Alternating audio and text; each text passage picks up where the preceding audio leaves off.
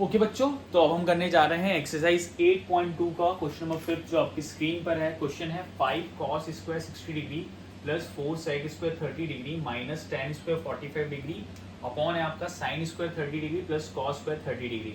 इस क्वेश्चन को पता मतलब आपको सॉल्व करने से पहले इन एंगल्स की वैल्यू मालूम होना चाहिए। तो चलो आप ट्रिग्नोमेट्रिक टेबल से मैं उम्मीद करता हूँ आपको वैल्यू मालूम होगी। तो cos 60 डिग्री की वैल्यू क्या है बच्चों? cos 60 डिग्री की वैल्यू होती है 1/2।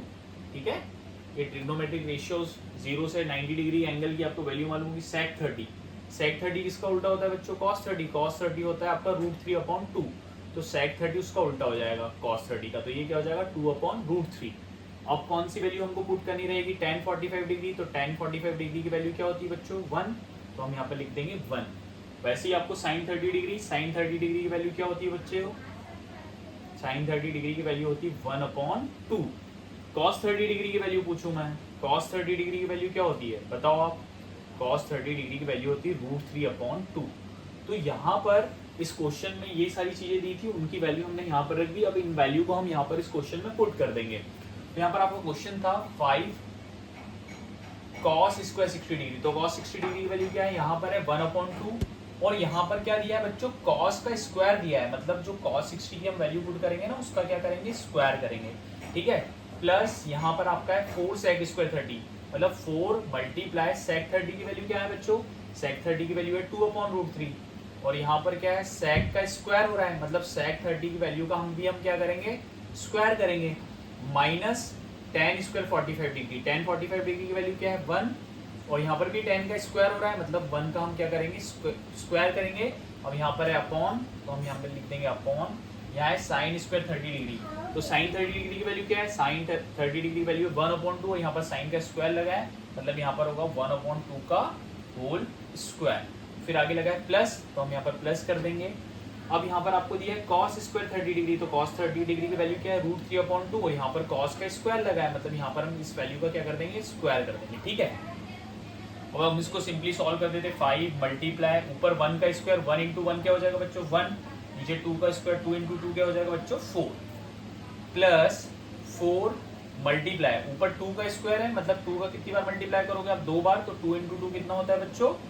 4 और नीचे √3 का स्क्वायर है। अब किसी बच्चों को नहीं पता √3 का स्क्वायर क्या होता है, तो मैं आपको बता दूं √3 का स्क्वायर होता है √3 इंटू √3 और √3 इंटू √3 क्या हो जाएगा? 3, तो मतलब √3 का स्क्वायर कितना आ जाएगा बच्चों? 3 माइनस 1 का स्क्वायर सभी को मालूम है, 1 इंटू 1 क्या हो जाएगा आपका? 1 अपॉन में बच्चों क्या हो जाएगा?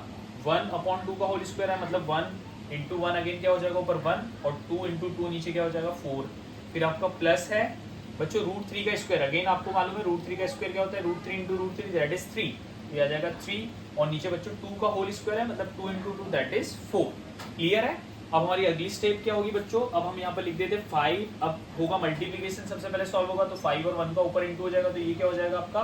5/4, फिर प्लस यहाँ पर क्या हुआ बच्चों आपका? 4 मल्टीप्लाई 4 हुआ, तो ये कितना हो जाएगा? 16/3। ठीक है, माइनस क्या हो जाएगा बच्चों आपका? 1। अब इस 1 की डिनोमिनेटर में कुछ भी नहीं है, तो क्या लिख देंगे हम? 1 लिख देंगे बच्चों, क्या लिख देंगे? 1। ठीक है, और यहाँ पर ये क्या हो जाएगा? दोनों का डिनोमिनेटर सेम है, इसका डिनोमिनेटर भी 4 है, इसका भी 4 है, तो एक स्ट्रेट लाइन खींच के क्या लिख देंगे? 4 और ऊपर आ जाएगा 1 + 3।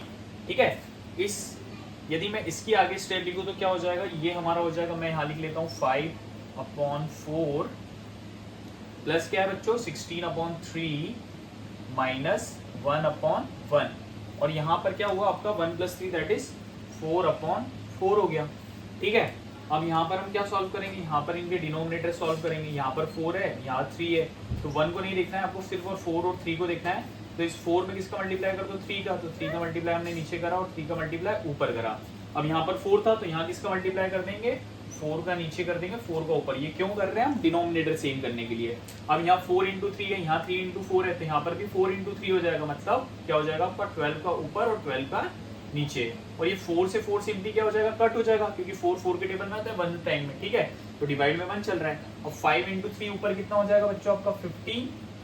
ठीक है, 15/12 हो जाएगा ये, प्लस ये कितना हो जाएगा आपका बच्चों? 64 अपॉन में क्या हो गया? 12 और यहाँ पर हो जाएगा आपका -12 अपॉन में क्या हो जाएगा बच्चों आपका? 12। ठीक है, अब तीनों का देखो डिनोमिनेटर सेम है, तो एक स्ट्रेट लाइन खींच लेंगे और ये हमने डाल दिया यहाँ पर 12, ये हो गया आपका 15 प्लस 64 माइनस 12। 15 प्लस 64 कितना होता है आपका बच्चों? 79। 79 माइनस 12 अपॉन क्या आ जाएगा? 12। अब यहाँ पर 79 में से आप 12 माइनस करोगे तो कितना हो जाएगा बच्चों आपका? 67 अपॉन 12। तो ये हमारा फाइनल आंसर आ गया, ये आ गया हमारा 67 अपॉन 12। तो ये हमने एक्सरसाइज 8.2 का क्वेश्चन नंबर 5 किया है, फर्स्ट का फिफ्थ किया है हमारा। ये कौन सा क्वेश्चन था? क्वेश्चन नंबर फर्स्ट का आपका फिफ्थ। ठीक है, अब हम करेंगे एक्सरसाइज 8.3 के कुछ डिफिकल्ट क्वेश्चंस जो आपको आसान लगेंगे। Thank you.